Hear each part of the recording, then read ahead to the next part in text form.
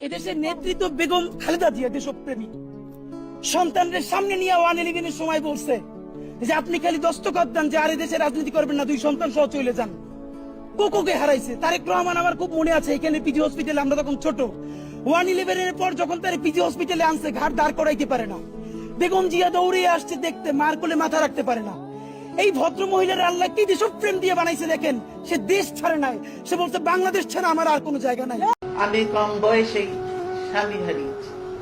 কারাগার থাকতে আমি আমার মাকে হারিয়েছি। অফিসে অবরুদ্ধ থাকা অবস্থায় আমি একটি সন্তান হারিয়েছি। আরেকটি সন্তান নির্যাতনে পঙ্গু হয়ে দূর দেশে এখনো চিকিৎসাধীন। আমার এই স্বজনহীন জীবনেও দেশবাসী আমার স্বজন। আল্লাহ আমার একমাত্র ভরসা।